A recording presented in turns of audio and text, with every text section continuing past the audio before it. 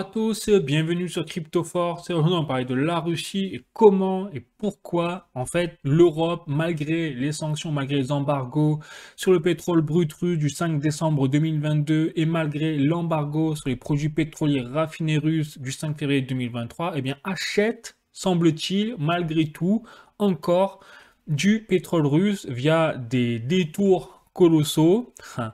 On peut le dire comme ça, et notamment par l'Inde et la Chine. Donc, on va voir ça dans cette vidéo, mais bien sûr, avant ça, je vous invite à voir mon trailer.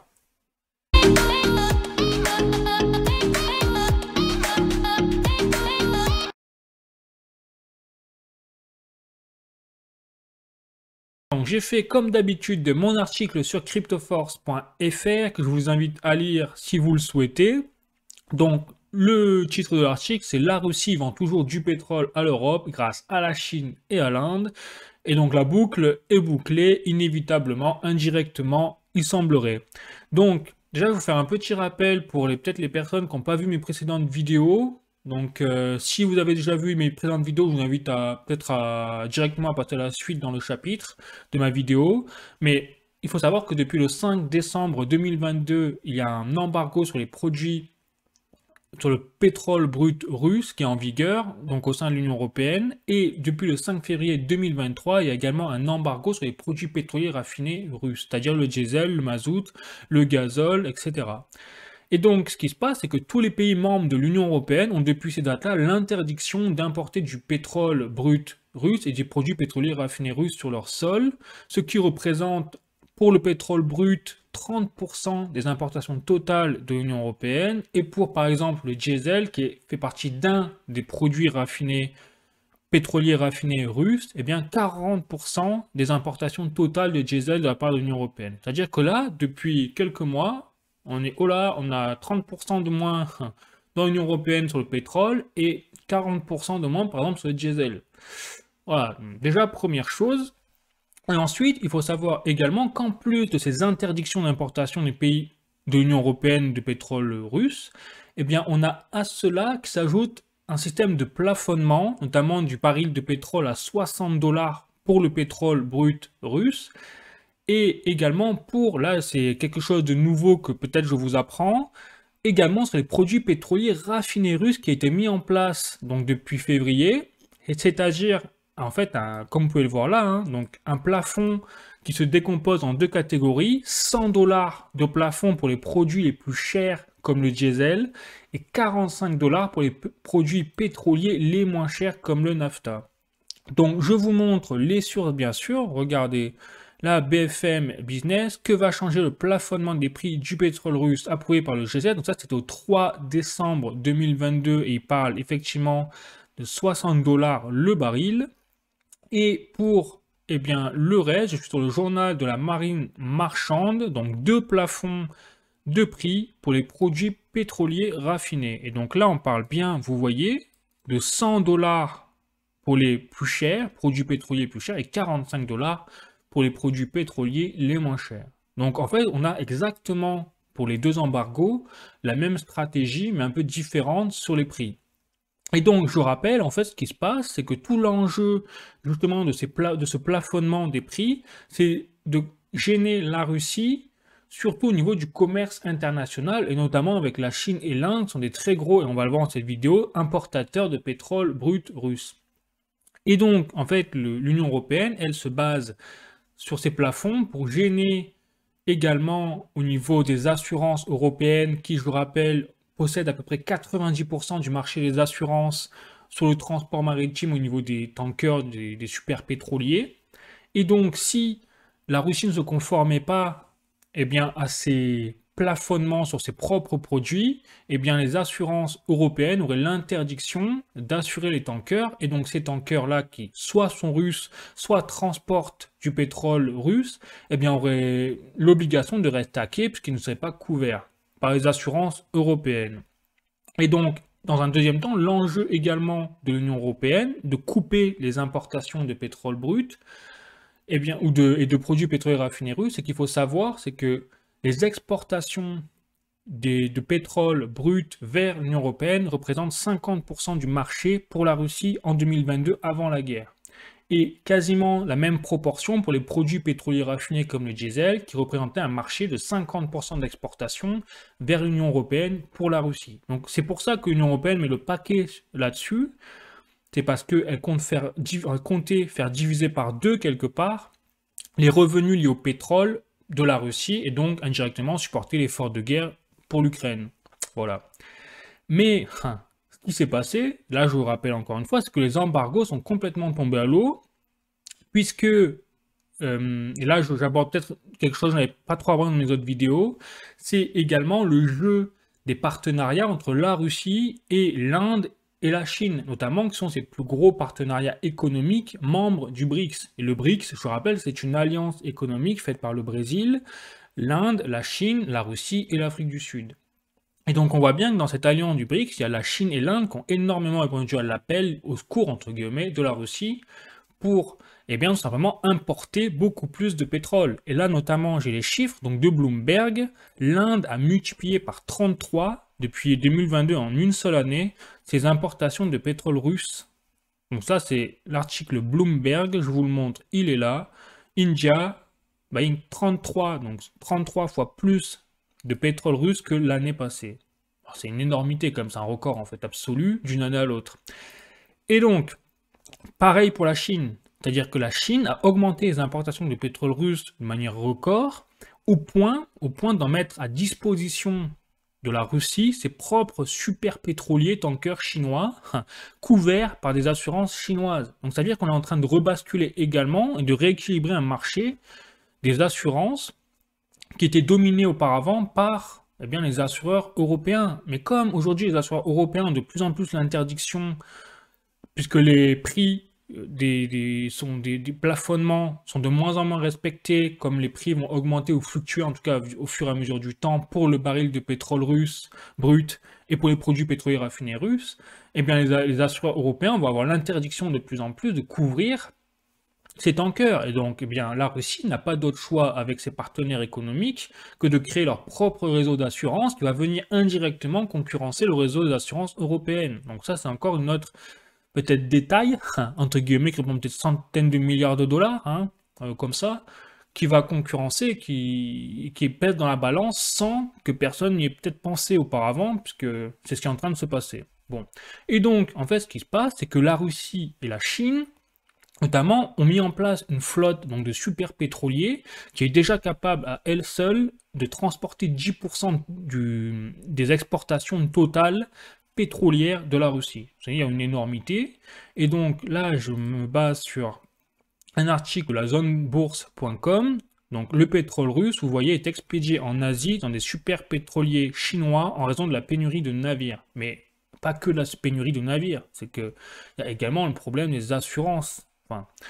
Et donc, pour vous donner un ordre d'idée, un seul super pétrolier chinois, et il y en a plusieurs dizaines qui existent, peut transporter jusqu'à 2 millions de barils de pétrole à lui seul. Or, à titre de comparaison, l'Europe importait par jour 1,5 million de barils de pétrole par jour de la Russie en 2022. C'est-à-dire qu'un seul super pétrolier chinois est capable d'alimenter tout un continent comme l'Europe. Vous donner un ordre d'idée sur une journée. C'est quand même assez colossal. Et donc, la Chine compte plusieurs dizaines de super pétroliers tankers comme ça. Elle a d'autres super pétroliers de moins grande envergure, je crois, qui sont capables de transporter jusqu'à 1 million de barils de pétrole par jour, pas par jour, mais 1 million de barils de pétrole par trajet. Et donc, le but de la Russie et de la Chine, c'est de continuer à étoffer cette super flotte de tankers pour arriver à terme à avoir leur réseau, leur route maritime commerciale totalement sécurisée en termes de flux. Bon. Et donc, c'est pas tout, c'est-à-dire que les liens économiques entre la Chine et la Russie sont tellement étroits désormais qu'ils ont décidé de se passer totalement du dollar, parce que là je suis sur RFI.fr.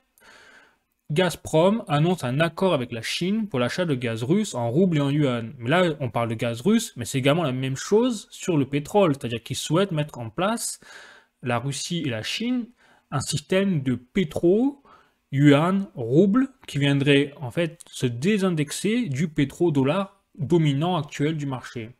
Donc, on va dire que les choses bougent quand même à toute vitesse et pas forcément dans le bon sens pour l'Occident, force est de constater. Voilà. Et donc, je vais continuer, c'est pas fini. Il faut savoir, donc, comme je vous l'ai dit, que l'Union européenne représentait en début 2022, avant la guerre Russie-Ukraine, 50% des exportations énergétiques à peu près, surtout sur le pétrole brut et produits pétroliers raffinés russes, vers l'Union européenne. Bon. Sauf que ils n'ont pas attendu les Russes, les dates des embargos qui ont été bien sûr prévus à l'avance et dit avec grande pompe par l'Union européenne, des mois à l'avance, de façon à laisser le temps à la Russie, bien sûr, eh bien, de prendre des mesures, on va dire, des contre-mesures. Eh bien, la Russie, c'est ce qu'elle a fait, puisque en novembre 2022, eh bien, ce chiffre d'exportation qui était à 50% est passé à 35%. C'est-à-dire que les Russes ont prévu, et en fait, ils ont boosté, ils ont détourné leurs exportations vers l'UE automatiquement vers l'Inde et la Chine avant même qu'il y ait les embargos en place. Et donc, malgré cela, donc là, je vais me baser sur la tribune.fr, les exportations et les revenus russes en hausse avant l'embargo européen. Donc, comme je vous l'ai dit, vous l'avez vu en novembre 2022, c'était avant le premier embargo du 5 décembre 2022. Eh bien, les revenus pétroliers de la Russie ont atteint 17,3 milliards en octobre 2022, en hausse de 1,7 milliard par rapport à septembre. Et donc, en fait, ce qui s'est passé, c'est que malgré la baisse de 50% à 35% des exportations énergétiques de pétrole vers l'Union européenne, la Russie, en fait, a boosté totalement ses exportations vers la Chine et l'Inde. Et là, j'ai les chiffres. En fait, la Russie a augmenté les exportations vers l'Asie de 165 000 barils de pétrole par jour à 7,7 millions de barils de pétrole par jour. Donc c'est une explosion littérale, hein, j'ai envie de vous dire. Et en fait, ce qui se passe, c'est que donc, malgré la chute de 25% des parts de marché d'exportation vers l'Union européenne, la Russie a fait 1,7 milliard de revenus en plus par rapport au mois précédent. Donc là, ça montre que la Russie a plutôt une facilité à trouver d'autres partenariats économiques pour son pétrole et son gaz naturel. Et c'est pas étonnant, puisque c'est elle a à disposition, elle a pour elle tout un marché énergétique indispensable dans le monde. Or, comme il n'y a pas que l'Union européenne et que l'Occident dans le monde, et je pense qu'il faut le rappeler, eh bien forcément, les autres clients, eux, ils sont contents parce que ce qui se passe, c'est qu'ils arrivent à avoir justement du rabais, notamment la Chine et l'Inde, du pétrole énormément au rabais. Notamment, on parle de 45 $, le prix pour un baril de pétrole brut russe, au lieu de 65 $. Donc effectivement, la Chine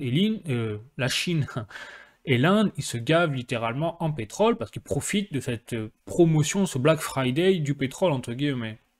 Et donc, le problème, c'est que là, en début 2023, cette tendance est loin de s'être arrêtée. C'est-à-dire qu'aujourd'hui, là, en début 2023, on a 0% de marché d'exportation de la part de la Russie au niveau énergétique, puisque avec les embargos, ça y est, on est à 0%. Maintenant, on reçoit 0% de pétrole brut russe.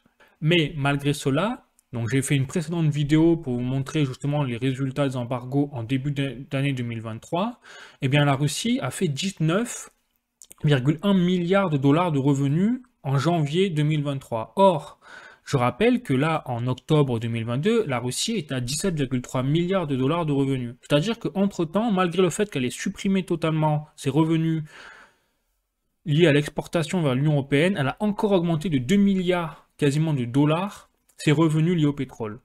Donc là, on est dans on est dans un résultat, c'est-à-dire que la Russie fait plus de chiffres d'affaires, de revenus aujourd'hui qu'avant. Donc là, c'est une catastrophe en fait pour l'Union européenne. Si on regarde les choses en face, faut le dire. Et donc, je me base, là j'ai d'autres articles, notamment de letemps.ch, tirés par la Chine. La demande de pétrole est attendue à un niveau record pour 2023. C'est-à-dire qu'aujourd'hui, on pourrait se dire, bon, l'Inde et la Chine, ils sont gavés de pétrole russe. Allez, 2023, ils vont arrêter, et là, la Russie, elle va prendre le revers de la médaille. Et bien, même pas, parce que comme on peut le voir, la Chine, comme elle s'est déconfinée, là, avec, vous savez, une période de Covid en Chine, comme elle s'est déconfinée, il y a tout qui repart à la hausse, donc encore plus qu'en 2022, et donc forcément, la demande de pétrole de ce pays en développement continue à augmenter. De même pour l'Inde. Et là, j'ai un autre donc article de challenge.fr, l'OPEP maintient sa stratégie de baisse de production. C'est-à-dire que là, c'est encore plus grave, c'est que malgré la demande qui est en constante augmentation de la part de ces pays en développement comme l'Inde et la Chine, on a l'OPEP, l'organisation qui rassemble tous les pays producteurs, exportateurs de pétrole, qui décide, elle, de baisser sa production de pétrole. Et donc, tous ces pays-là sont en train de créer quelque part, eh bien, peut-être une décorrélation, parce qu'ils considèrent, pour équilibrer le marché, ils considèrent qu'il faut le faire.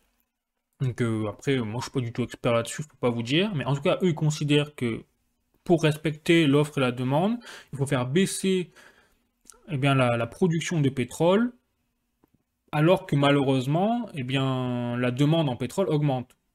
En déséquilibrant l'offre par rapport à la demande, ils vont créer un système où le pétrole va devenir plus cher, alors que dans l'Union européenne, on va déjà être en pénurie de pétrole, puisqu'on s'est coupé les vannes d'arrivée. Et donc, je ne serais pas étonné qu'au niveau européen, on assiste vraiment à un crash pétrolier dans le contexte mondial géopolitique actuel. Bon, maintenant, c'est pas fini. Je vais passer, eh bien, comment l'Inde et la Chine se comportent avec l'Union européenne. Donc là, c'est l'ironie du sort et la boucle est bouclée, ça on va voir. Parce que j'ai un graphique ici, donc, mené par une étude de Bloomberg, où comme vous pouvez le voir là, c'est l'Inde notamment, c'est les chiffres d'exportation en termes de produits pétroliers raffinés de la part de l'Inde vis-à-vis de l'Europe en noir, comme vous pouvez le voir, et des États-Unis en bleu ciel. Et comme vous pouvez le voir, en janvier 2023, il y a une explosion, un petit peu, des exportations, surtout vers l'Union européenne, ou vers l'Europe, entre guillemets, et aussi également le Royaume-Uni. Et même les États-Unis, eux, sont pas en reste. Et en fait, ce qui se passe, c'est que Bloomberg, donc là je vais vous montrer l'article de Bloomberg, il est là. Voilà, donc ça c'est la nouvelle map, bloomberg.com, la nouvelle map du pétrole, comment l'Inde est en train de tourner en fait les embargos russes dans en fait l'essence de l'Ouest. C'est-à-dire que effectivement la nouvelle map qui est en train de se faire, c'est que le pétrole brut russe est vendu à la Chine et à l'Inde en masse parce que eux, je vous l'ai dit, ils ont du Black Friday, du pétrole à 45 $ Oural au lieu de 65 $, 60 $. Et donc après, ils le raffinent dans leur propre raffinerie, la Chine et l'Inde. Et derrière, comme vous l'avez vu avec le graphique, eh bien, ils exportent ces mêmes produits pétroliers raffinés, chinois, hindous, à l'Union européenne, à l'Occident, mais en ayant pris à la base du pétrole brut russe.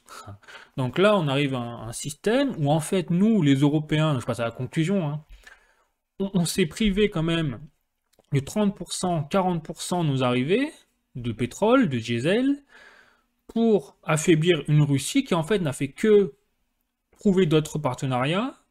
Et maintenant, en fait, on est en train de racheter à des prix beaucoup plus chers à la Chine et à l'Inde ce même pétrole pour juste combler nos besoins énergétiques qu'on avait au préalable avec la Russie à des prix beaucoup plus attractifs puisque la Russie était toute proche, il y avait les oléoducs en place, il y avait les Nord Stream pour le gaz notamment qui ont été bombardés et là il y a de plus en plus de rumeurs comme quoi ce serait les États-Unis qui seraient derrière ce sabotage de Nord Stream, donc là on a un délire encore parce que les États-Unis soi-disant nos alliés, donc là on entre c'est pire que Game of Thrones, j'ai envie de vous dire.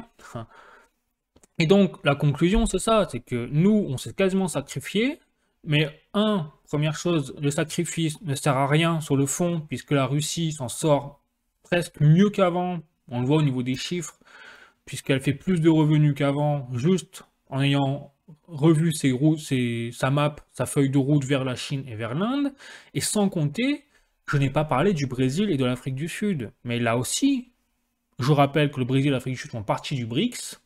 Et donc là, j'ai des articles. Alors par contre, ce qui me fait là, non, je vous passe ça.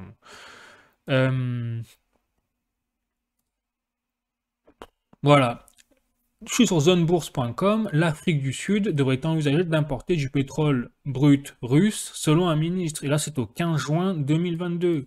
De même, j'ai un autre article, là je suis sur french.news.cn, le président brésilien dévoile un nouvel accord d'importation du diesel russe Et ça, c'était au juillet 2022. C'est-à-dire que ça, c'est des accords qui se font pas du jour au lendemain. Ça veut dire que c'est pour fin d'année 2022 et même 2023.